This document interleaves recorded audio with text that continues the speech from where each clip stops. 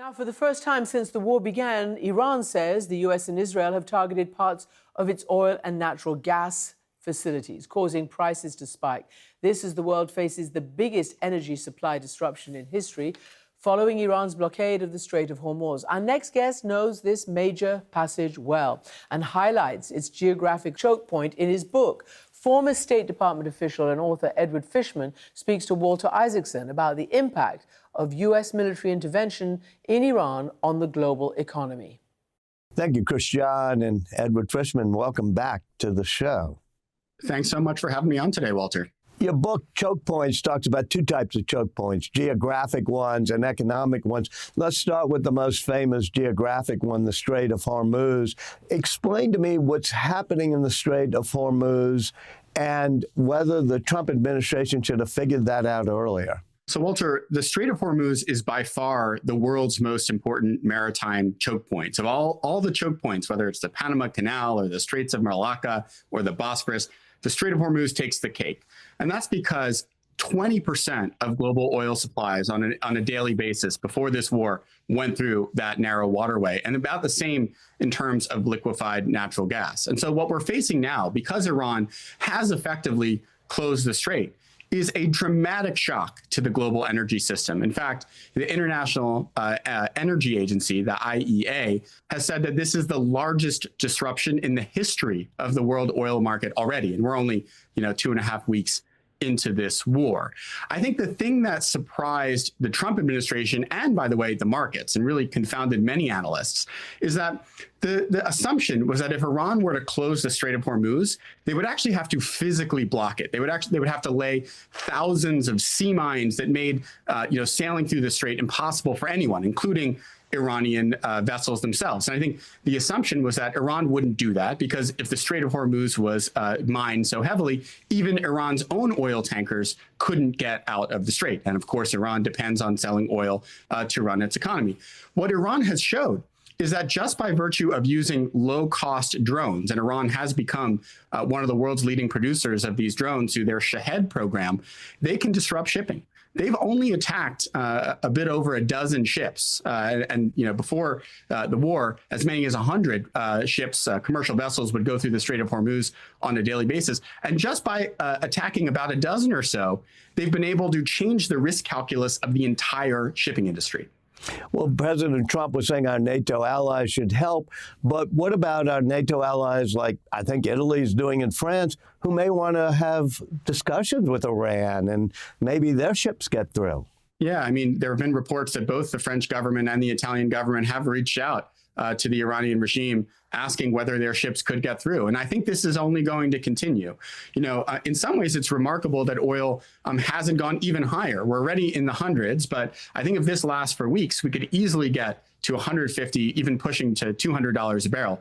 The all-time record set during the financial crisis back in 2008, 2009 was around $147 a barrel. So this could get a lot worse if the crisis continues. And I think so long as the strait is closed, I expect many more countries, even beyond the ones that have been publicly reported, are going to reach out to the Iranian government to see if they can cut a separate deal.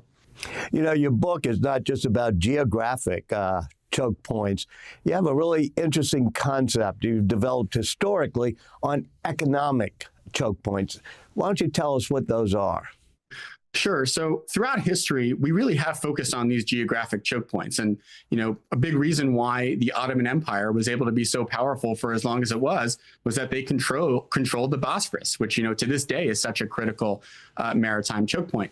But what happened in the 1990s when the Cold War ended and you had China and Russia enter the global financial system, enter transnational supply chains, you had the creation of these invisible choke points, these parts of the global economy where one country has a dominant position and there are few, if any, substitutes. So if you think about it, the dollar, which does kind of function as the lifeblood of the entire global financial system, 90% of all foreign exchange transactions happen in dollars. That provides the United States with a choke point over the global financial system, similar to the one we see playing out right now in the Strait of Hormuz over the global oil economy. Last year, as as well, we saw that China possesses a similar choke point over rare earth minerals, these minerals that are critical from everything from producing missiles and drones to normal electric vehicles here in the United States. China was able to show that by withholding exports of rare earth minerals, and they refine about 90% of the global supply, within a few weeks, Ford had to shutter one of its factories for its Explorer SUV. And so that's the type of control that these invisible choke points like the dollar, like China's rare earths, have given great powers today. Well, you talk about the dollar being an invisible choke point. Could the Iranians say, we'll let ships through if they are trading in, say, the Chinese currency instead, and that would undermine our power with the dollar? Look, I think the Iranians have quite a bit of leverage right now. I think that they can demand quite a bit to allow ships through the strait. I think one of the big misconceptions that I hear sometimes talked about in the U.S. is that, Trump could do a taco, this acronym, Trump always chickens out. We've seen that with tariffs, when Trump has imposed big tariffs that have led to a stock market correction in the United States, he's oftentimes just suspended them for 90 days or 180 days. The difference here is that with tariffs, Trump unilaterally can suspend the tariffs. But with the Strait of Hormuz, even if the U.S. were to say today, we're no longer going to be attacking sites in Iran, the Iranian government could say, well, wait, we want more. We want for instance, oil to be priced in RMB. I think a more likely ask would be for them to ask the U.S. to pick up and leave their bases in the Gulf, right? I mean, the Iranian government has said multiple times that the bases, that the U.S. has in the Gulf region have been used as launch pads to attack Iran. And so my guess is if if Trump were to take that move today and say, the war's over, the Iranian government may actually ask for more. How did sanctions get organized under President George W. Bush and then President Obama? I'm glad you asked this because I think there's an interesting analogy to what's happening right now in the Strait of Hormuz. So in 2005, right after George W. Bush was reelected, the U.S. was fighting two wars, right? Afghanistan and Iraq. Neither was going very well. And to make matters worse, the casus belli, the reason we got involved in Iraq was ostensibly because Saddam Hussein was developing weapons of mass destruction. Well, right when Bush was reelected, a survey group came out and said, well, Saddam didn't actually have WMD. And to make matters even more awkward, just around that time, Iran elected a populist hardliner, a guy named Mahmoud Ahmadinejad, as their president, and he immediately supercharged their nuclear program. And so the United States was fighting a war against Iraq to get rid of a fake nuclear program, whereas right next to Iraq, there was a country that was multiple times larger, more powerful, that was actually developing industrial scale nuclear capabilities. And so it put George W. Bush in a bind because he didn't want to launch another war in the Middle East.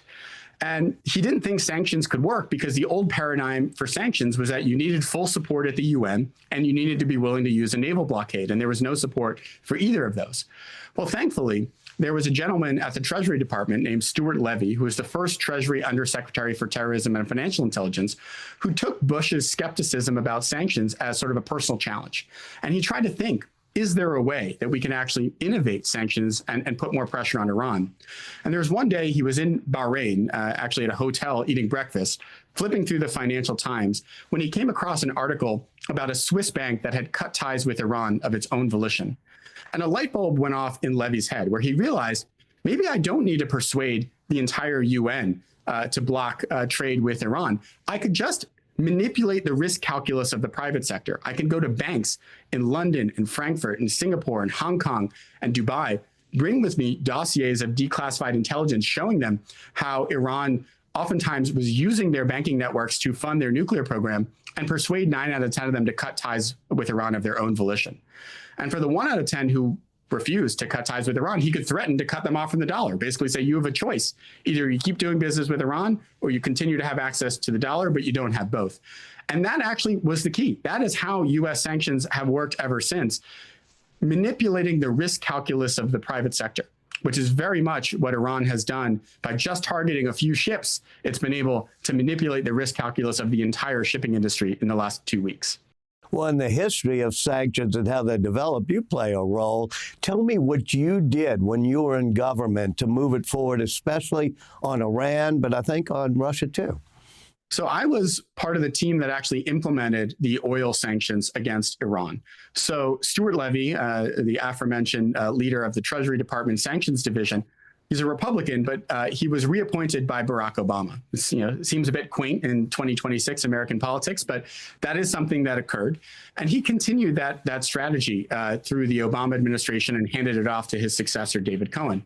So my job was to go to the big oil buyers from Iran, places in Asia, like Japan and Korea and India and China, and basically let them know that if they continued buying Iranian oil, they may lose access to the US dollar system.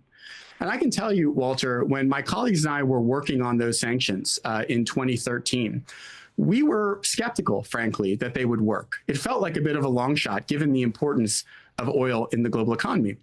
And to our surprise, we actually were successful in getting Iran's oil sales to decline from 2.5 million barrels a day to about 1 million barrels a day. So a 60% drop in just about 18 months. Do you think that's what drove them to the nuclear deal? Oh, certainly. And in some ways, we got lucky. And you would know this as well as anyone. Historical contingency matters. Iran's economy fell into a massive recession in 2013, right when Mahmoud Ahmadinejad, that hardline president, was term limited. And so they had an election in June of 2013. And 2 weeks before the election, a gentleman by the name of Hassan Rouhani, in a publicly televised debate, came out and said, we need to negotiate with the West over our nuclear program because we desperately need sanctions relief. And in authoritarian systems, you almost never hear people speak the truth. And that led to such a groundswell of support that 2 weeks later, he won 50% of the vote in an 8-candidate race, which is almost unheard of. And I think what that did was, even though Ayatollah Khamenei is ultimately the decision maker at the time, he saw the groundswell of support in Iran for a nuclear deal to deliver sanctions relief.